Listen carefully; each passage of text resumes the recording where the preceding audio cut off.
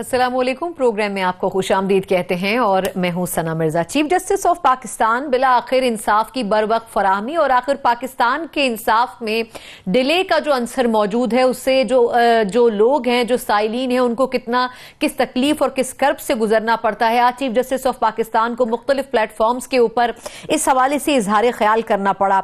एक तो ये कि जस्टिस शौकत सिद्दीकी साहब, जिनको कल बरतरफ किया गया उनके ओहदे से और सुप्रीम जुडिशल काउंसिल ने उसकी रिकमेंडेशन दी थी, सदर पाकिस्तान ने उसकी मंजूरी दी थी, उसको एक मिसाल बनाकर सामने रखते हुए आज चीफ जस्टिस को यह कहना पड़ा कि अब जो एहतसाब का अमल है वो शुरू हो चुका और अब अदलिया के अंदर भी सबका एहतसाब होगा। यानी कि वो मुकद्दस गाय जो समझे जाते थे मुख्तलिफ प्रोफेशंस, उसमें अब चीफ जस्टिस ऑफ पाकिस्तान साहब ये क्लैरिफाई कर रहे हैं कि अब अदलिया में कोई मुकद्दस गाय नहीं होगी और एहतसाब का जो सिस्टम है उसमें स्पीड भी देखी जाएगी, उसमें परफॉर्मेंस भी देखी जाएगी। आज प्रोग्राम में हम इस पर भी बात करेंगे कि चीफ जस्टिस का ये कहना था कि वो जजेस जो कि कम फैसले करेंगे ज्यादा वक्त में, उनका भी कैथारसिस किया जाएगा कि आया उनकी ये परफॉर्मेंस इतनी स्लो क्यों है और इसके ऊपर उनका एहतसाब और उनकी जवाबदही भी होगी। प्रोग्राम में इस पर भी जिक्र करेंगे कि क्या वाकई जिस तरीके से चीफ जस्टिस ऑफ पाकिस्तान को कुछ हलकों में तनकीद का निशाना बनाया जाता है, कभी वो अस्पतालों के और कभी दूसरी जगहों के दौरे करते हैं, क्या वाकई अगर अदलिया का सिस्टम ज्यादा बेहतर और मौसर हो जाए और इंसाफ की बर वक्त फराहमी हो जाए तो अवाम के लिए किस हद तक रिलीफ पैदा हो सकता है और पीटीआई की हुकूमत उसमें कितना सपोर्ट कर सकती है। जिस तरीके से आज चीफ जस्टिस ने लाहौर में सुप्रीम कोर्ट बार से खिताब करते हुए बारहा ये कहा कि हम कई मरतबा ये दरखास्त कर चुके हैं कि मुख्तलिफ उमूर के ऊपर कानून साजी करने की जरूरत है, लेजिस्लेशन करने की जरूरत है और ये लेजिस्लेशन हुकूमती नुमाइंदों की तरफ से की जाती है। आज उन्होंने एक मरतबा फिर ये बात दोहराई, तो किस हद तक इस हुकूमत के ऊपर ये जिम्मेदारी आयद होती है, हम प्रोग्राम में इस पर भी बात करेंगे। आगे चलकर बात होगी नवाज शरीफ साहब के खिलाफ जो 2 रेफरेंसेस चल रहे हैं एहतसाब कोर्ट में, एक मरतबा फिर उनकी मुद्दत में तौसी दी गई है और चीफ जस्टिस साहब की तरफ से बड़ा क्लियर ये कहा गया है कि ये तौसी छठी और आखिरी मरतबा होगी, यानी कि 17 नवंबर के बाद किसी सूरत में भी ये दोनों रेफरेंसेस नहीं चलने चाहिए और अगर इससे ज्यादा की तौसी मांगी गई तो फिर इसकी जवाबदही जो वहां पे मौजूद जज हैं जो कि इन रेफरेंसेस को सुन रहे हैं उनसे की जाएगी। तो कितना बड़ा टास्क होगा कि 6 हफ्तों के अंदर ये 2 इंपॉर्टेंट तरीन रेफरेंसेस अपने मंतकी अंजाम तक पहुंच सकें। प्रोग्राम के आखिर में हम ये भी बात करने जा रहे हैं कि इलेक्शन कमीशन, जहां एक तरफ 14 अक्टूबर को ज़िमनी इंतखाबात हो रहे हैं, एक बड़ा चैलेंज उसमें इलेक्शन कमीशन ये ले चुका है कि जो ओवरसीज पाकिस्तानी हैं उनको इस ज़िमनी इलेक्शन में वोट डालने का हक दिया जा चुका है। एक तरफ हुकूमत पाकिस्तान ये कोशिश कर रही है कि तरसीलात ज़र में हौसला अफजाई करने के लिए कुछ रिलीफ पैकेजेस भी इन ओवरसीज पाकिस्तानियों को दिए जाएं, उसके साथ साथ इनके लिए एक अच्छी खबर यह है कि ये वोट भी डाल सकते हैं। लेकिन जो कुछ रोज पहले रजिस्ट्रेशन खोली गई थी उसमें हम जो इंटरेस्ट देख रहे थे इन ओवरसीज पाकिस्तानियों का वो ना होने के बराबर था। क्या इस ऑप्शन को इस्तेमाल करते हुए पीटीआई खासतौर पर जो अपना एक बड़ा हल्का बाहर मौजूद है वोटर्स का, उसको इस्तेमाल कर सकेगी या फिर नहीं? प्रोग्राम में हम इस पर भी बात करेंगे। जो मौजूद पैनलिस्ट मुझे ज्वाइन कर चुके तारुफ करवाना चाहूंगी, मेरे साथ स्टूडियोज में मौजूद हैं सीनियर तज्जियाकार रसूल बख्श रईस साहब। रसूल साहब, thank you so much sir वक्त देने के लिए। मेरे साथ वीडियो लिंक पर सीनियर माहिर कानून और साबिक सदर सुप्रीम कोर्ट बार यासीन आजाद साहब मौजूद हैं और दीगर पैनलिस्ट भी मुझे प्रोग्राम में आगे चलकर ज्वाइन करेंगे। रसूल साहब, सर आगाज आपसे।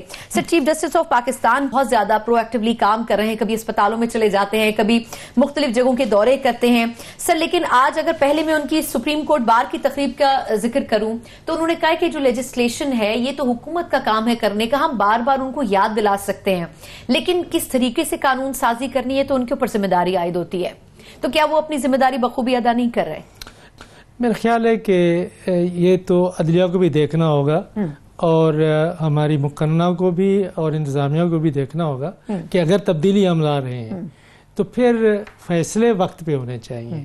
कि जब चीफ जस्टिस साहब खुद फरमाते हैं कि एक खातून को 61 साल के बाद मकान का कब्जा मिला, बिल्कुल, तो और इसी तरीके से मैं जानता हूं लोगों को कि 20-20 साल से 15-15 साल से 30-30 साल से वो धक्के खा रहे हैं कचहरियों के, और जिसमें कि मैं समझता हूं कि हमारे जो वकला हैं और अदलिया में जो हमारे जज साहबान बैठे हुए हैं और इसके अलावा जो हमारे जो सियासतदान है, ये पाकिस्तान का हुक्मरान तबका है और अगर हुक्मरान तबका आम आदमियों के केसेस के फैसले नहीं करा सकता वक्त पे तो दुनिया में हम मजाक नहीं बन के रह जाएंगे।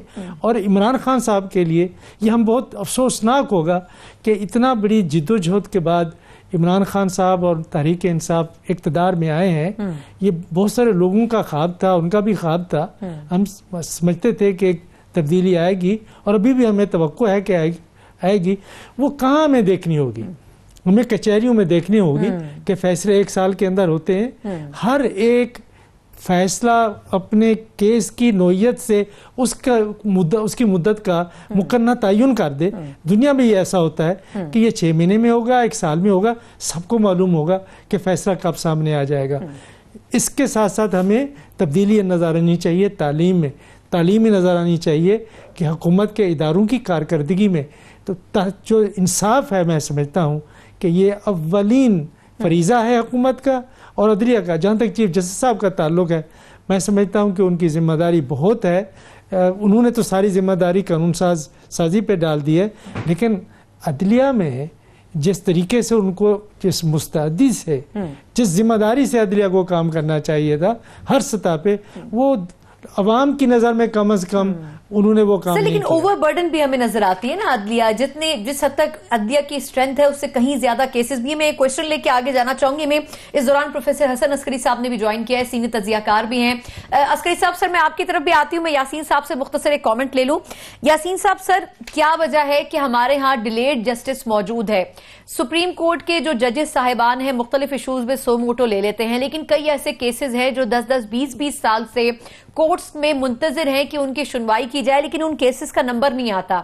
سر، کیا وجہ ہے کہ سسٹم میں لوور لیول کے اوپر امپروومنٹ کی ضرورت ہے، یا ہم یہ کہہ دیں کہ سپریم کورٹ ٹھیک کام کر رہی ہے تو عدلیہ ترقی کر رہی ہے، باقی جو لوور کورٹس ہیں ان کی پرفارمنس سب کے سامنے؟ دیکھیں، سب سے پہلی بات یہ ہے کہ میں عموماً ایک بات کہتا ہوں کہ ہمارے 1973 کے آئین کے مطابق ہمارے جو ادارے ہیں، جس میں عدلیہ کا ادارہ ہے، پارلیمنٹ کا ادارہ ہے یا ایگزیکٹو کا ادارہ ہے، ان کے آئین کے اندر حدود مقرر کی گئی ہیں اور وہ ان کو آئینی حدود کے اندر رہ کے کام کرنا ہوگا. اب دیکھنا یہ ہے کہ جو آپ نے کئی سوالات کیے، سوالات میں سب سے بڑی وجہ یہ ہے ہمیں یہ دیکھنا پڑے گا کہ مقدمات کا ڈسپوزل جلدی کیوں نہیں ہو رہا، اس کا کیا بیک گراؤنڈ ہے.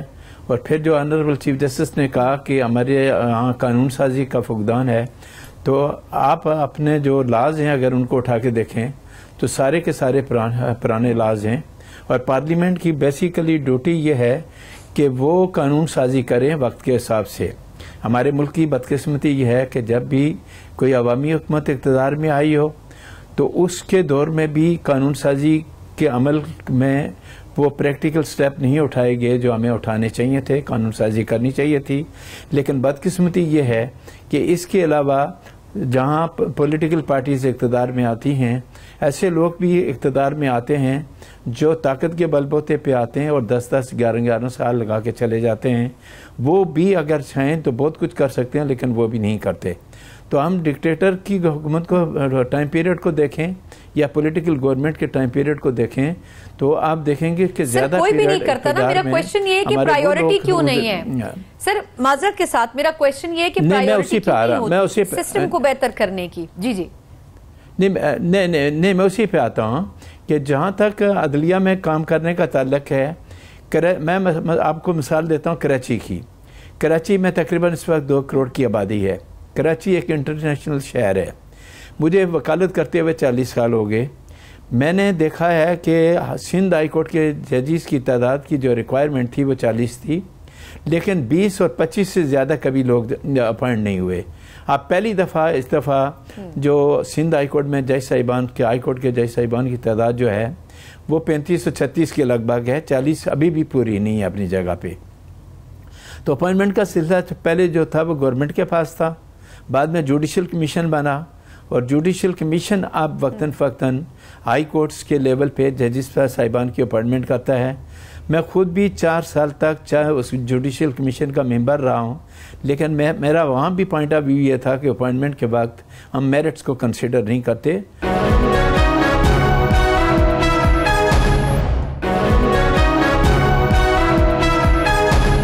عسکری صاحب، جس طرح شوکت صدیقی صاحب کے کیس میں ہوا، 1973 के बाद ये दूसरी दफा वाकया हुआ। इससे पहले लाहौर हाई कोर्ट के जस्टिस शौकत अली के खिलाफ कार्रवाई की गई थी। मुबैना तौर पर मुख्तलिफ किस्म की बदउनवानियों में वो मुलव्वस पाए गए थे। ये जो यासीन आजाद साहब कह रहे हैं कि कोई अंदर स्क्रूटनी का सिस्टम मौजूद नहीं है, सुप्रीम जुडिशल काउंसिल में भी इशूज को नजरअंदाज कर दिया जाता था, क्या ये जो चीफ जस्टिस सर अभी कह रहे हैं कि अब सब जजेस का एहतसाब होगा, अदलिया के सिस्टम का एहतसाब होगा, परफॉर्मेंस इवैल्यूएट की जाएगी, तो क्या समझा जाए कि हमने बड़ा लेट कर दिया ये सब इनिशिएट करने में? और अगर अब शुरू हो गया है तो आपको लगता है कि यहाँ भी अब ट्रांसपेरेंट सिस्टम होगा? सर देखिए, जो जजेस की अकाउंटेबिलिटी का सिस्टम है वो पिछले कॉन्स्टिट्यूशन 62 में भी सुप्रीम जुडिशल काउंसिल की ही किस्म का अदारा था, और इसी के तहत जो है पाकिस्तान के अंदर जजेस की अकाउंटेबिलिटी होती रही है। और कम वाकयात ऐसे आए हैं जहां पे सुप्रीम जुडिशल काउंसिल ने एक्चुअली सजा रेकमेंड की हो प्रेसिडेंट को। बाज़ दफा मामले गए हैं वो तकमील तक नहीं पहुंच सके या उन्होंने उसको खत्म कर दिया। दूसरी उसकी वजह ये भी थी कि माजी में जजेस की तादाद बहुत कम हुआ करती थी, अब केसेस भी ज्यादा हैं, हाई कोर्ट के जजेस भी बहुत ज्यादा हैं, तो वो मामलात कुछ ज्यादा हमें नजर आने लग गए हैं। मीडिया भी बड़ा है, उस जमाने में मीडिया बराए नाम था। देखिए, आपको ये बात सुन के हैरानी होगी कि मिड 60s में 66, 67, 68, मैं ये 1970 से पहले की बात कर रहा हूँ, जब 1 यूनिट था, वेस्ट पाकिस्तान था, वेस्ट पाकिस्तान हाई कोर्ट के सिर्फ 16 जजेस थे। अब आप इससे अंदाजा कर लें, अब हालात जो हैं वो बदल गए हैं, चैलेंजेस बदल गए हैं। जहां तक जो जुडिशरी की एफिशिएंसी का ताल्लुक है, ये बड़ा कॉम्प्लेक्स इशू है, क्योंकि जुडिशरी, टोटल जुडिशरी अगर आप लें, लोअर कोर्ट से, डिस्ट्रिक्ट लेवल से नीचे से लेकर सुप्रीम कोर्ट तक अगर आप जाएंगे तो जुडिशरी एक पॉइंट से कंट्रोल नहीं होती। जुडिशरी एक प्लूरलिस्ट किस्म का इंस्टीट्यूशन है जिसमें जजेस हैं, हर किस्म के जजेस हैं। एक तो वो है, दूसरा लेजिस्लेशन कुछ खास किस्म की जरूरत होती है, फिर इश्यूज हैं मसलन इन्वेस्टिगेशन के इश्यूज हैं, प्रोसिक्यूशन के इश्यूज हैं, और फिर केसेस में डेट्स लेने के भी इश्यूज हैं, जो वकला जरूरत के मुताबिक डेट्स लेते हैं। जजेस भी ओवरवर्क की वजह से बाज़ दफा केसेस पड़े रहते हैं। तो मेरा ख्याल ये है कि जब तक एक होलिस्टिक अप्रोच नहीं एडॉप्ट की जाएगी। दूसरा ये है कि हमें ये भी देखना चाहिए कि फ्रिवलस इश्यूज के बारे में आप हाई कोर्ट, सुप्रीम कोर्ट तक ना जाएं। अब हमारे यहाँ हाल ये हो गया है कि कोई आप अपॉइंटमेंट कर दीजिए, जाके कोई बंदा जाके हाई कोर्ट पे एक एप्लीकेशन डाल देगा। तो ये भी देखना जरूरी है कि केसेस जो जा रहे हैं हमारे डिस्ट्रिक्ट लेवल से ऊपर, वो कितने लीगल सर गैर जरूरी डिले के लिए भी इस्तेमाल किया जाता है ना। कोर्ट्स को लोग दरखास्तें लेके चले जाते हैं, फिर वो पेंडिंग में चले जाते हैं, स्टे ऑर्डर की तरफ चले जाते हैं, एक लंबा प्रोसेस है। रसूल साहब, सर ये जो बात की गई है इसमें अगर हम चंद अहम चीजों की बात करें, मैं ज़ैनब की मिसाल लेती हूँ, जो आज फैसला आया कि 17 अक्टूबर को उसके कातिल को फांसी दी जाएगी। इस किस्म के चंद केसेस ऐसे हैं जिसमें नविश्ता दीवार होता है कि ये मुजरिम है, इसको सजा मिलनी है, लेकिन सर ऐसे केसेस में भी इनको मंतकी अंजाम तक पहुंचाने में एक बड़ा लंबा प्रोसेस लग जाता है। आपके ख्याल में सिर्फ जिम्मेदारी हमें अदलिया के ऊपर ही डालनी चाहिए या हमारा सिस्टम भी सर कमजोर नजर आता है? मेरे ख्याल में मुआशरे को भी आप देखें कि लोग झूठे केसेस एक दूसरे के खिलाफ बनाते हैं, झूठे केसेस पुलिस से बनवाते हैं, पैसे दे के बनवाते हैं, एक दूसरे को उलझाए रखते हैं कि हमारा दुश्मन है। ख़ानदानों के अंदर इस किस्म के केसेस हैं। असगरी साहब सही फरमा रहे थे कि, और चीफ जस्टिस साहब ने भी कहा कि अक्सर केसेस वो है जो फ्रिवलस है, जिनकी कोई बुनियाद नहीं बनती, जाली नौइयत के हैं और लोगों को फंसाने के लिए हैं। मुआशरे में ख़राबी है। फिर हमारे जो वकला हैं वो किसी कानून के पाबंद मुझे नज़र नहीं आते कि उनके ऊपर कोई कानून लागू नहीं होता। ये एक उनके बारे में एक तासुर है जो मेरे जहन में भी काफ़ी इसके ऊपर दबाव डालने की भी कोशिश की जाती है कि यहाँ पे बार एसोसिएशन बने हुए हैं। बार एसोसिएशन का जो सदर है वो जाके कहता है कि जी आपने इस बंदे को बेल देनी है, इसको नहीं देनी है, इसको पहले करना है, इसको नहीं करना है, इसको एडजर्नमेंट देनी है, इसको इल्तवा में रखना है। लेकिन जजेस, एक मैं समझता हूँ कि प्रेशर में काम कर रही है एक्सक्यूज मी, तो वो हमें देखना होगा और फिर कानून साजी का फैसला। बिल्कुल ठीक। अच्छा यासीन साहब, सर सुप्रीम कोर्ट बार का जैसे रसूल साहब ने जिक्र किया, मैं इसको थोड़ा सा आगे बढ़ाऊंगी इस पॉइंट को ही कि चंद इंपॉर्टेंट केसेस ऐसे हैं जिसमें अदलिया तो चले कहीं किसी जगह अपनी पोजीशन बैलेंस करती है, लेकिन हुकूमतें भी बड़ी पीछे हट जाती हैं। सर अगर मैं इसमें मुशर्रफ साहब को सामने रखूं, उनके केसेस हैं, कोर्ट कई मरतबा कह चुकी है, आज 12 अक्टूबर भी है, इसी मुनासबत से आपसे जानना चाहूंगी कि मुशर्रफ साहब को वापस लाने के लिए अगर कोर्ट्स इनिशिएट करती हैं, कोई स्टेप लेती हैं, तो उसमें हुकूमतें उनका साथ नहीं देती हैं, फिर सर हम कहते हैं कि बड़े केसेस अपने मंतकी अंजाम तक नहीं पहुंचते। देखें, पहली बात यह है कि आपके सवाल का जवाब देने से पहले मैं एक बात कहूँगा कि अभी इन्होंने कहा कि बाद वकला जब बार के प्रेसिडेंट बन जाते हैं तो प्रेशर बिल्टअप करते हैं। मैं 35 साल से बार की नुमाइंदगी कर रहा हूँ, एक से ओहदे पे रहा, सुप्रीम कोर्ट बार का प्रेसिडेंट भी रहा। ये इल्ज़ामात बिल्कुल गलत हैं कि बार का प्रेसिडेंट जाके किसी जज को ये कहेगा कि ये बेल आर्डर कर दो, वो कर देगा, ये मुमकिन नहीं है, ना मैंने ऐसे कभी होते हुए देखा हुआ है। कहना बड़ा आसान है लेकिन ऐसा होता हुआ नज़र नहीं आता। तो मैं ये समझता हूँ कि ये एक किस्म का वकला के खिलाफ इल्ज़ाम है। और दूसरा ये कहना कि वकला किसी कानून के नहीं, वकील सर लेकिन चले बार नहीं, लेकिन वकला को हमने असरअंदाज होते हुए जरूर देखा है। कुछ केसेस में कोर्ट्स रूम के अंदर दाखिल हो जाते हैं, शोर शराबा करते हैं, ये तो टेलीविजन पे भी चलते रहे हैं। नहीं वो जी देखें, ये 5% भी लोग नहीं हैं, चूँकि डिस्ट्रिक्ट कोर्ट लेवल पे ये बात सही है कि बाज़ वकील जो हमारे नौजवान वकील कभी कभार जज्बाती हो जाते हैं। आप देखें सिंध के अंदर ये वाक़यात नहीं है, बलूचिस्तान में ये वाक़यात ज़्यादा नहीं है, ये कानून शिकनी है, जज्बातियत का इज़हार है, और फिर उनके खिलाफ इंज़बाती कार्रवाई भी नहीं होती। ये भी एक सवाल है। जी जी जी सर। नहीं देखें, ये एक बात, हमारा बार काउंसिल है, बार काउंसिल के अंदर जिन लोगों के प्रोफेशनल मिसकंडक्ट के केसेस आते हैं हम बाकायदा जजमेंट देते हैं, बाकायदा लोगों के लाइसेंस भी कैंसिल होते हैं। मैं ये समझता हूँ ये गलत है। अब मैं आता हूँ टू द पॉइंट, जिस चीज़ की तरफ आप इशारा कर रही हैं। मेरा कहना यह है कि जिस तरह मैंने आपको मिसाल दी थी कि हमारे मुल्क में मुकदमेबाजी बहुत ज़्यादा है। मिसाल के तौर पर सिंध में एक हाई कोर्ट का जज है, उसके पास 100 केस लगा हुआ है एक दिन में। मंडे का दिन जाके आप देखें तो कोई भी जज ऐसा नहीं जिसके पास 70-80 केस ना लगा हो। अगर कोई केस चलना शुरू हो जाए और वकील अपने आर्गूमेंट शुरू कर दें तो पूरे दिन के अंदर 2 केस भी वो मुकम्मल नहीं कर सकते, क्योंकि वकील अपने आर्गूमेंट के दौरान भी 1-1 घंटा 2-2 घंटे टाइम लेते हैं। तो वो अगर वो जजमेंट दें तो बड़ी मुश्किल से, अगर कोई केस चल गया तो वो जज बड़ी मुश्किल से 1 या 2 जजमेंट देगा। बाकी अगर 60 केसेस में है तो 50 केसेस जो हैं वो एडजॉर्न हो जाएंगे। बात सिंपल ये है कि पाकिस्तान बनने के बाद अगर आपने इन चीज़ों को कंट्रोल करना था तो जो आप कानून साजी की बात कर रहे हैं, वक्तन फ़क्तन हालात के मुताबिक हमारी पार्लियामेंट को पुराने कवानीन को ख़त्म करके वक्त के तकाज़ों के मुताबिक कानून साजी करनी चाहिए थी। शार्ट लाज को बनानी चाहिए थे। जिस तरह रेंट लॉ की मिसाल मैं देता हूँ कि रेंट लॉ के मतलब ये आया कि 6 महीने के अंदर केस का फैसला हो जाएगा, लेकिन जैसे कि ऑनरेबल चीफ जस्टिस ने खुद कहा कि एक मकान का कब्जा 61 ईयर्स के बाद जाके हुआ। तो मैं ये समझता हूँ कि ये हमारे प्रोसीजर वर्क की कमी है, हमारे मुल्क में कानून साजी न होने की वजह से है। 1984 में हमने कानूनी शहादत को एविडेंस एक्ट में तब्दीली की और वो अब तब्दीली को हमने कानूनी शहादत का नाम दिया। अल्टीमेट ये रिज़ल्ट निकला कि जो एविडेंस एक्ट था उसका भी बड़ा गर्क कर दिया। क्या? क्योंकि प्रॉपर वे में हमारी कानून साजी करने वाले लोगों ने उसको प्रॉपर वे में अमेंड नहीं किया और एविडेंस के एक्ट के जो कानून को भी कॉम्प्लिकेटेड बना दिया। तो मैं ये कहता हूँ कि वक्त का तकाजा ये है कि आप अपने मुल्क के कवानीन को अमेंड करें। अमेंड करने के बाद सर यही बात आज चीफ जस्टिस ऑफ पाकिस्तान ने कही है जब सुप्रीम कोर्ट बार से खिताब कर रहे थे। बिल्कुल पॉइंट सही आप उठा रहे हैं सर कि ये जो कानून साजी है, हमारे सियासतदान आजकल नए ऑर्डिनेंसेस की बात करते हैं, हर दौर में अपने जो क्रेडिट्स के ऊपर लेते हैं कि ये कानून साजी की गई है, लेकिन जो सबसे बुनियादी जरूरत है इस अवाम की वो अदलिया से इंसाफ की तवक्को है, उसके हवाले से कोई कानून साजी हमें नजर नहीं आती है। हमारे पास 100 साल पुराने जो कवानीन है जो अंग्रेजों के जमाने में बनाए गए थे, उन्हीं कवानीन की एक्सटेंशन आज تک کام کر رہی ہیں. ایک مختصر وقفہ سر مجھے لینے دیں, اس کے بعد ہم بات کرنے جا رہے ہیں نواز شریف صاحب کے ریفرنسز کے حوالے سے.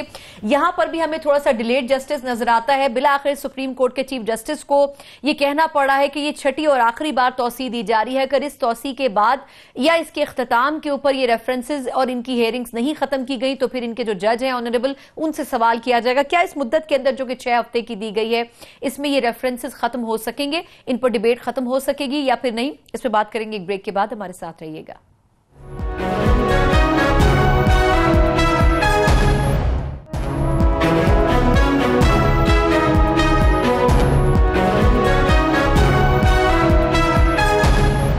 بریک کے بعد ایک بار پھر آپ کو پروگرام میں خوش آمدید کہتے ہیں. نواز شریف صاحب کے خلاف جو 2 ریفرنسز چل رہے تھے, العزیزیہ اور فلیگ شپ, اس میں 6ٹی مرتبہ توسیع کی درخواست کی تھی احتساب کورٹ نے سپریم کورٹ سے, اور آخری مرتبہ یہ توسیع دی گئی ہے اور 17 نومبر ایک ڈیڈ لائن رکھی گئی ہے. میں عسکری صاحب سر آپ سے شروعات کروں گی. سر یہ بتائیے گا کہ خواجہ حارث صاحب نے پچھلی مرتبہ تقریباً 6 ہفتوں تک انہوں نے آرگیومنٹس کیے تھے اس پہ ایک سٹیج کے اوپر.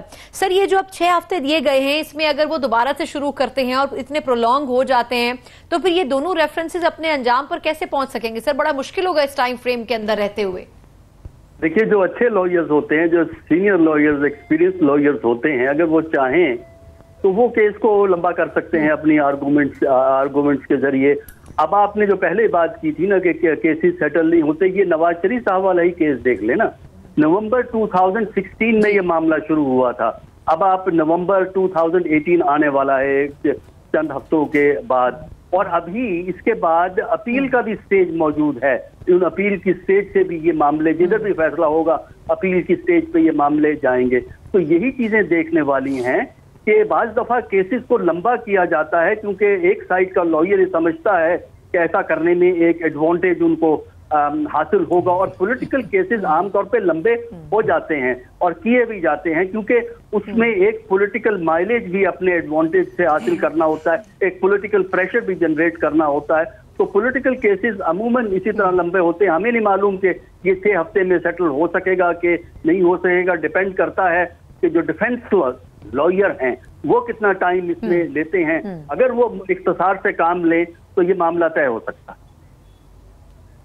لیکن سر اگر ان کو اسی پرپز کے لیے استعمال کیا جائے کہ آپ نے ڈیلے ہی کر رہا ہے تو پھر بڑا مشکل ہوگا. رسول صاحب سر یہ سٹیٹمنٹ بھی آ رہے ہیں چیف جسٹس جس طریقے سے کہہ رہے ہیں کہ آپ 17 نومبر تک ہر صورت میں ٹرائل مکمل کریں ورنہ جو جج ہیں ان سے پھر آنسریبل وہ ہوں گے. دیکھیں بڑا مختصر سی بات ہے اور سادہ سی بات ہے کہ دنیا میں کیسے ہوتا ہے کہ امریکہ کے بارے میں تھوڑا سا جانتا ہوں اور آزاد صاحب مجھے میری تصحیح کر سکتے ہیں کہ وہاں پہ جو وکلاء ہیں دونوں جانب سے, ایک تو یہ ہے کہ جو جج ہے وہ مقرر کر دیتا ہے کہ جی میں نے 7 دن میں 8 دن میں 10 دن میں اس کیس کو مکمل کرنا ہے. پھر اس کے بعد وہ طے کر لیتے ہیں کہ آپ اپنی جو دلائل ہیں آپ لکھ کے کورٹ میں پہلے سبمٹ کرائیں گے, پھر اس کے بعد آپ کو 20 منٹ دیے جائیں گے یا آدھا گھنٹہ دیا جائے گا اور اس پر آپ نے جرا کرنی ہوگی. اس نے آپ نے اپنی جو وکلاء ہیں جو وٹنسز ہیں ان کے اوپر آپ نے جرا کرنی ہے اور آپ نے دلائل کے لیے آپ کو اتنا وقت ہے.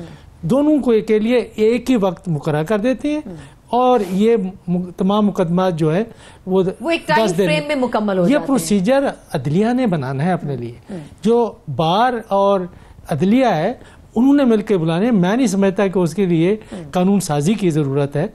یہ کیسے دنیا میں ہوتا ہے کہ ایک وکیل 6 ہفتے بحث کر رہا ہے اور بحث مکمل ہی نہیں ہو رہی, تو یہ تو پھر 14 سال چلانا ہے کیس کو, اور پھر بعد میں چلا تھا نا کئی چلے ہیں تو بعد میں یہ کہنا ہے کہ ہمارے خلاف تو کوئی چیز ثابت ہی نہیں ہو سکی, کہ ثابت ہوتی تو بھئی آپ فیصلہ ہی نہیں کرنے دیتے. تو یہ وہ جو ایک غالب حکمران طبقہ ہے اور جس کے آنے تانے بانے ایک دوسرے کے ساتھ ملتے ہیں اور جو جن کے پاس سیاسی طاقت اس ملک میں رہی ہے وہ کس طرح تمام اداروں کو اور لوگوں کو وہ استعمال کرتا ہے, اس کی عکاسی آپ کو سیاسی کیسز میں نظر آتی ہے. بالکل ٹھیک کہہ رہے ہیں یاسین آزاد صاحب. سر یہ جو ڈیلے ہوتا ہے آپ کے خیال میں اس کی کیا وجہ ہوتی ہے, اور یہ جو 2 ریفرنسز ہیں آپ کے خیال میں یہ جو 6 ہفتے کا وقت مانگ رہے ہیں, 6 ہفتے کا وقت دیا گیا ہے, اس میں کیا دونوں طرف سے دلائل بھی مکمل ہو جائیں گے اور یہ اپنے انجام پر بھی پہنچ جائے گا؟ آپ کو پریکٹیکلی پاسبل لگتا ہے جس طرح یہ حارث صاحب, خواجہ حارث صاحب جس طریقے سے ماضی میں بھی جرا کرتے آئے ہیں, ایک کیس کو 9 مہینے سنتے رہے ایک ریفرنس کو, یہ 2 ریفرنسز کیا کمپلیٹ ہو سکیں گے اس دوران؟ دیکھیں، پہلی بات یہ ہے کہ شروع سے میرا موقف یہ تھا کہ جو میاں نواز شریف صاحب کے خلاف کیس بنائے گئے تھے وہ نیب نے اپنے قوانین کے مطابق نہیں بنائے، بلکہ جو جے آئی ٹی اپنے بنائی، جے آئی ٹی کی جو ڈاکومنٹری ایویڈنس کلیکٹ کی گئی، اس کی بنا پر آنریبل سپریم کورٹ نے ڈائریکشن دی کہ آپ جے آئی ٹی کی رپورٹ کی روشنی میں نیب کے کیسز داخل کریں۔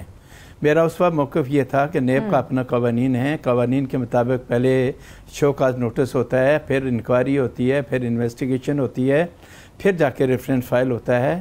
یہاں پہ نیب نے جو ریفرنس فائل کیا تھا وہ سپریم کورٹ کی ڈائریکشن پہ جو جے آئی ٹی کی رپورٹ تھی اس کے مطابق کیا گیا۔ اب آپ یہ کہتے ہیں کہ جی یہ کیس بہت ڈیلے ہو رہا ہے، میں تو کہتا ہوں کہ پاکستان کی تاریخ میں یہ واحد کیس ہے جس کو آنریبل سپریم کورٹ خود مانیٹر کر رہا ہے، ٹائم ٹو ٹائم ڈائریکشن بھی دے رہا ہے کہ اس کو چلائیں، کمپلیٹ کریں، اور اس کے مطابق وہ کیس چلایا جا رہا ہے، اور جب ٹائم پیریڈ ختم ہوتا ہے تو پھر جا کے سپریم کورٹ سے جج ٹائم مانگتا ہے، دوبارہ ٹائم لیتا ہے۔ اب جب جے آئی ٹی میں اپنے ہزاروں کے حساب سے ڈاکومنٹ ایک آدمی کے خلاف ایویڈنس کلیکٹ کی، اور وہ ایویڈنس کو آپ نے اس کو بیس بنا کے آپ نے نیب کا کیس دیا، تو ڈیفنس کونسل کیا کرے گا اگر وہ ان تمام ڈاکومنٹس کو ایک کا ایک کر کے کنٹراڈکٹ نہیں کرے گا، اس کو کنفرنٹ نہیں کرے گا، تو اس کا مطلب یہ ہو گیا کہ ڈیفنس کونسل اپنے ہی یہ جو کلائنٹ کے ساتھ ظلم کر رہا ہے۔ کل جب وہ معاملہ آرگومنٹ پہ آئے گا تو اس وقت جج صاحبان ہم سے یہ پوچھیں گے کہ یہ آپ بتائیں کہ آپ نے یہ اس ڈاکومنٹس کو اس وقت چیلنج کیا تھا یا نہیں کیا تھا، آپ نے اس ڈاکومنٹ کو کنفرنٹ کیا یا نہیں کیا، اور اگر کنفرنٹ نہیں کیا تو وہ کہتے ہیں کہ پریزیوم کیا جائے گا کہ اگر اس ڈاکومنٹ پہ آپ نے کراس نہیں کیا تو پریزیوم یہ کیا جائے گا کہ یہ ان چیلنج گیا، لہذا on the basis of these documents آپ کے خلاف کیس پروو ہوتا ہے۔ تو کرمنل لا کا جو بیسک پرنسپل ہے وہ یہ ہے کہ ڈیفنس کونسل اپنی ایویڈنس کے اندر یہ بات ثابت کرنے کی کوشش کرتا ہے اور ڈاؤٹ کریٹ کرنے کی کوشش کرتا ہے، چونکہ جو کرمنل لا کا بیسک پرنسپل ہے وہ یہ ہے کہ جب آپ ڈاؤٹ کریٹ کریں گے تو ڈاؤٹ کریٹ کرنے کا بینیفٹ جو ہے وہ اکیوز کو جائے گا، اور یہ واحد کیس ہے جس کو آپ ڈے ٹو ڈے چلا جا رہے ہیں پاکستان کی تاریخ میں۔ اس کیس کے علاوہ مجھے آپ کوئی اور کیس بتا دیں جو اس انداز میں چلایا جا رہا ہو۔ نہیں، اختتام پہ اس لیے نہیں پہنچا کہ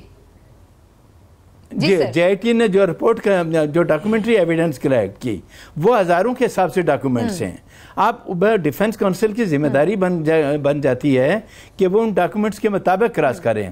جس طرح ابھی انہوں نے امریکہ کی مثال دی، میں نے بھی یو ایس اے میں دیکھا، وہاں ایک کیس جب اوپن ہو جاتا ہے وہاں مقدمے بازی ہمارے انداز میں نہیں ہوتی، انویسٹیگیشن کوئی آدمی کسی کے ساتھ زیادتی نہیں کرتا، وہاں انویسٹیگیشن اس انداز میں نہیں ہوتی، وہاں انویسٹیگیشن کر کے اگر ایجنسیاں اس نتیجے پہ پہنچتی ہیں کہ یہ کیس نہیں بنتا تو وہ چالان ہی نہیں کرتے۔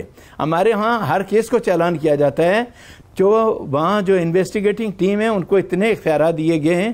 آپ نے دیکھا ہوگا کہ ایک پاکستانی لیڈر کے مطابق جب آپ نے منی لانڈرنگ کا کیس چلایا تو وہاں کی پولیس نے پھر ہم ڈیبیٹ وہیں پر لے گئے نا جو ہم نے پروگرام کے شروع میں ذکر کیا تھا کہ سسٹم کو پھر بہتر کرنے کی ضرورت ہے نا، اس کے لیے گھوم پھر کے پھر وہی سیاستدان وہی پولیٹیکل سسٹم کی طرف آ جاتے ہیں کہ وہ اصلاحات کیوں نہیں کرتے، وہ سسٹم کو اتنا بہتر کیوں نہیں۔ میں ذرا مجاہد بریلوی صاحب نے میں جوائن کیا ہمارے ساتھ، میں یہ کہتا ہوں جی سر میں واپس آپ کی طرف آتی ہوں۔ مجاہد بریلوی صاحب ہمارے ساتھ موجود ہے، سینئر اینکر پرسن بھی ہے، سینئر صحافی و تجزیہ کار بھی ہیں۔ سر بہت شکریہ۔ بریلوی صاحب، سر ہم بات کر رہے تھے کہ جو نواز شریف صاحب کے ریفرنسز میں 17 نومبر تک کا ٹائم دیا گیا ہے، آپ کے خیال میں جو ایک ریفرنس نمٹایا گیا اس میں 9 ماہ لگ گئے، یہ جو 2 ریفرنسز ہیں یہ 6 ہفتوں میں آپ کو لگتا ہے کمپلیٹ ہو سکیں گے سر؟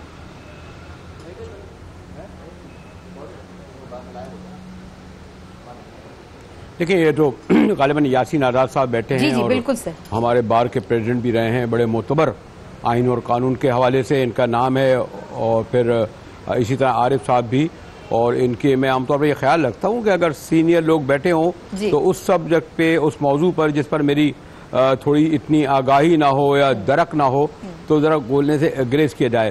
لیکن ایک بات جو ہے بنیادی طور پر یہ ہے کہ پاکستان میں بدقسمتی سے جتنے بھی کیسز ہوں وہ پولیٹیکلی سمجھے جاتے ہیں۔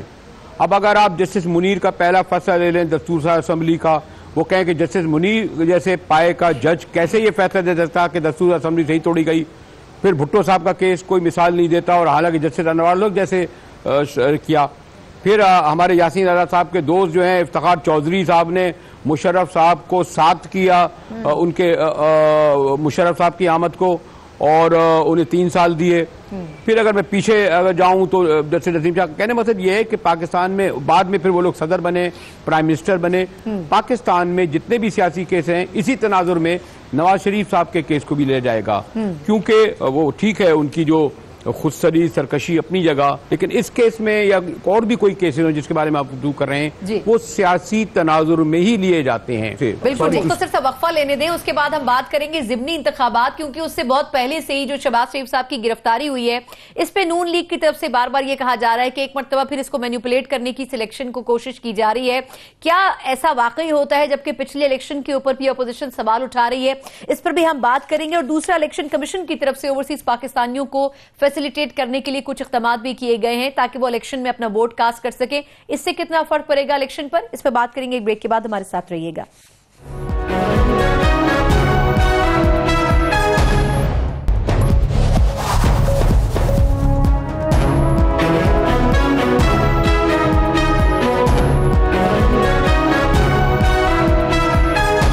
پھر خوش آمدید کہتے ہیں. پروگرام کے آخری حصے میں ہم بات کرنے جا رہے ہیں ضمنی انتخابات کے حوالے سے اور کیا تیاریاں اس سے متعلق کی جا رہی ہیں. لیکن یہ ضرور کہا جا رہا ہے کہ اس میں اپوزیشن یعنی کہ پاکستان پیپلز پارٹی اور نون لیگ نے مشترکہ طور پر کچھ کینڈیڈیٹس نامینیٹ کیے ہیں اور دوسری طرف پاکستان تحریک انصاف ان کے مقابلے میں موجود ہوگی. عسکری صاحب، سر میں آغاز آپ سے کروں گی. سر یہ فرمائے گا کہ انٹرم گورنمنٹ میں بھی جب الیکشنز کروائے گئے بڑی تنقید ہوئی کہ جی تھرڈ پارٹی نے کوئی انوالومنٹ شو کی ہے، اثر و رسوخ استعمال کرنے کی کوشش کی گئی ہے، الیکشن کو مینیپولیٹ کیا گیا ہے. اپوزیشن نے سر ہاف ہارٹڈلی نتائج ایکسیپٹ کیے تھے پچھلے الیکشن کے. یہ ضمنی الیکشن میں بھی سر شہباز شریف صاحب کی گرفتاری پر یہی کہا گیا کہ شاید پی ٹی آئی کی گورنمنٹ کو ڈر ہے کہ کہیں نون لیگ آگے نہ نکل جائے. آپ کو سر کیا ماحول بنتا ہوا نظر آ رہا ہے اسپیشلی پنجاب میں جو ضمنی الیکشن ہو رہا ہے؟ دیکھیے، بات جو یہ ہے کہ ہماری سیاسی جماعتوں کی لاجک بھی بہت انٹرسٹنگ ہے. پچھلی دفعہ جہاں تو ایک پارٹی الیکشن جیت گئی وہاں الیکشن فیئر ہو گیا، جہاں الیکشن وہ ہار گئے ہیں وہاں انہوں نے دھاندلی کا شور مچا دیا کہ جناب دھاندلی ہوئی ہے. بات یہ ہے کہ جمہوری ادارے اگر آپ چاہتے ہیں کسی ملک میں چلیں تو آپ جب جمہوری اداروں سے اور جمہوری پروسیس سے مرضی کے رزلٹ برآمد نہ ہو تو بہت سی سیاسی جماعتیں جو ہیں اس عمل کو کوشچن کرنا شروع کر دیتی ہیں، جیسا کہ پچھلا عمل ہوا یاد. اور دوسرا یہ ہے کہ پچھلے الیکشن میں کچھ ایڈمنسٹریٹو پرابلم پیدا ہوئی ہیں لیکن generally election fair and free تھا. اب جو ضمنی انتخاب ہو رہا ہے، ضمنی انتخاب کو جنرل الیکشن سے آپ کمپیئر نہ کریں. جو اس سے پہلے ضمنی انتخابات ہوئے ہیں پچھلے دور میں ان سے کمپیئر کیجئے. اس میں رولنگ پارٹی کو ہمیشہ ایک ایڈوانٹیج ہوتا ہے ضمنی انتخابات کے اندر.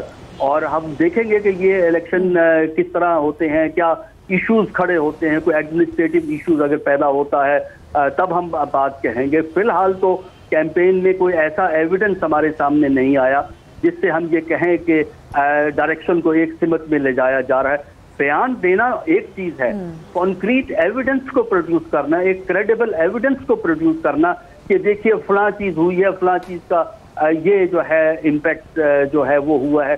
جہاں تک گرفتاری کا تعلق ہے، میں نے تو آج تک کہیں نہیں دیکھا کہ جس کو گرفتار کرنا ہو وہ ادارہ اس گرفتار کرنے والے بندے کے پاس جائے اور کہے حضور والا ہم نے آپ کو گرفتار کرنا ہے، کب، کس وقت، کس طرح گرفتار کیا جائے. یہ کبھی نہیں ہوا. یہ ڈسکریشن ہمیشہ گرفتار کرنے والوں کے پاس ہوتا ہے. ٹھیک، بالکل ٹھیک ہے عسکری صاحب. رسول صاحب سے میں لاسٹ کامنٹ آپ کا چاہوں گی کہ یہ جو ضمنی الیکشن ہے اس میں آپ کو ویسے بات ان کی ایک بڑی حد تک درست بھی ہے کہ جو رولنگ پارٹی ہوتی ہے اسی کی جیت کے زیادہ چانسز ہوتے ہیں، تو ہم یہی سمجھیں.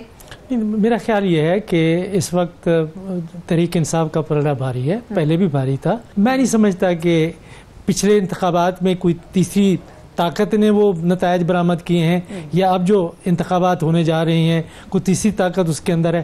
زمینی حقائق کو ہمیں دیکھنا چاہیے. کچھ لوگ زمینی حقائق کو تسلیم کرنے کے لیے تیار ہی نہیں ہے. میرا خیال یہ ہے کہ ہو سکتا ہے کہ کچھ سیٹوں کے اوپر مسلم لیگ نون جیت جائے اور کچھ کے اوپر तहरीक इंसाफ जीत जाए, पीपल्स पार्टी तो कहीं मुझे नजर नहीं आती। तो ये पंजाब के अंदर, मैं पंजाब की बात करूं जिसके बारे में मुझे थोड़ी सी वाकफियत है, तो जो नतायज निकलेंगे अवाम के वोट से निकलते हैं, वहाँ पे सब लोग मौजूद होते हैं कि ये जी ये हो गया, हमारे बंदे को बाहर निकाल दिया, कोई नहीं निकालता। वहाँ पे एजेंट बैठे होते हैं, हर एक को रिजल्ट मिलता है। मैं खुद पोलिंग एजेंट रहा हूँ ये, और देखा है जो पिछले इंतखाबात हुए हैं, मैं पूरे तीन चार हल्कों में फिरता रहा हूँ लाहौर में, ये सब कहने की बातें हैं। मैं इसके हिसाब से बिल्कुल इत्तेफाक करता हूँ कि लोग बयान देते हैं कि जीत जाए तो लेकिन पीटीआई थोड़ी सी स्ट्रांग फुटिंग पे हमें नजर आती है। मुजाहिद बरेलवी साहब, सर एक तो ये कि ये ज़िमनी इलेक्शन में कोई शहबाज शरीफ साहब की गिरफ्तारी से बहुत फर्क पड़ेगा नून लीग के वोटर के ऊपर, उनके वोट बैंक पे, और दूसरा सर ये जो ओवरसीज पाकिस्तानियों को फैसिलिटेट किया जा रहा है कि वो वोट कास्ट कर सकें, इससे कोई बड़ा चेंज आएगा सर, कम से कम अगले मुस्तकबिल के इलेक्शंस को मद्देनजर रखें तो? ये जो आपकी सवाल का दूसरा हिस्सा था, अभी तो जरा मेरे ख्याल है एक तो उनकी इतनी बड़ी तादाद में वोट नहीं है और यकीनन दुरुस्त कह रही है कि मुस्तकबिल में होगा।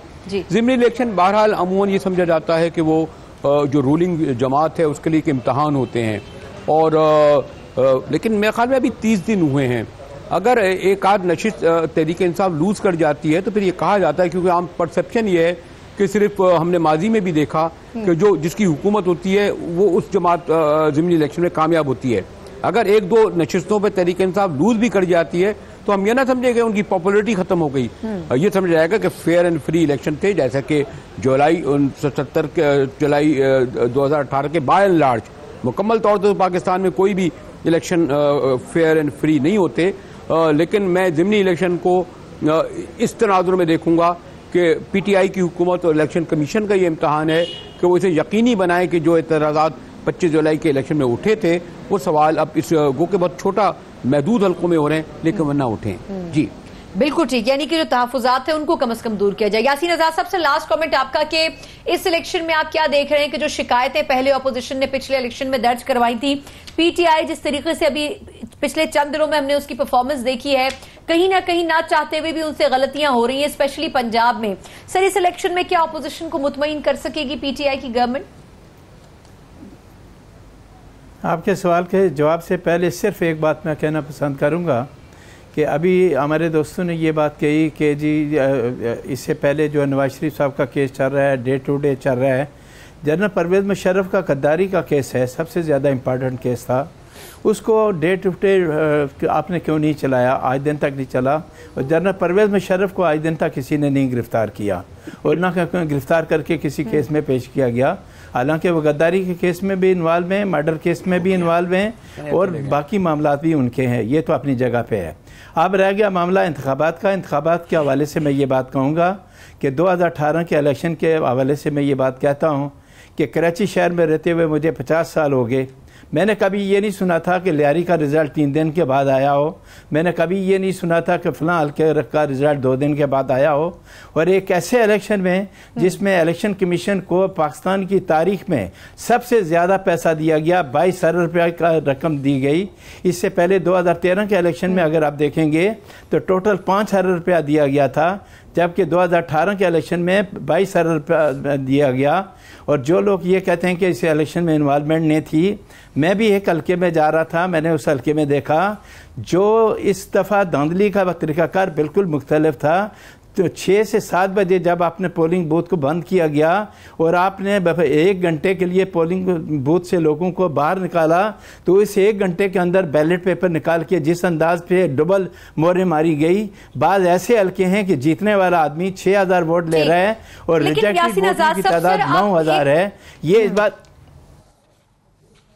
बिल्कुल सर, धांधली के हवाले से जो इल्जामात है उस पर एक कमेटी पार्लियामेंट के अंदर बनाई गई है ना सर। अब अपोजिशन को चाहिए कि वो सबूत लेके वहां जाए, इलेक्शन कमीशन जाए, प्लेटफॉर्म्स तो सर कई मौजूद है। जिस तरह पीटीआई की गवर्नमेंट जब अपोजिशन में थे तो वो मुख्तलिफ प्लेटफॉर्म्स पर लेके गए थे अपनी दरखास्तें। प्रोग्राम का वक्त खत्म हो रहा है, मैं माजरत चाहूंगी। पाकिस्तान तहरीक इंसाफ की हुकूमत के पास ज़िमनी इलेक्शन में बड़ा मौका है कि वो ट्रांसपेरेंट सिस्टम को सामने रखते हुए कम से कम जनरल इलेक्शन के ऊपर जो सवालात उठे थे उनको खत्म कर सकते हैं और एक बैलेंस सिस्टम को रखते हुए ज़िमनी इलेक्शन को एग्जीक्यूट कर सकते हैं, ताकि कम से कम ऑपोजिशन को ज़िमनी इलेक्शन पे उनसे शिकायत ना हो सके। चारों मेहमानों का बहुत शुक्रिया। प्रोग्राम से मुझे इजाजत दीजिए, अल्लाह हाफिज।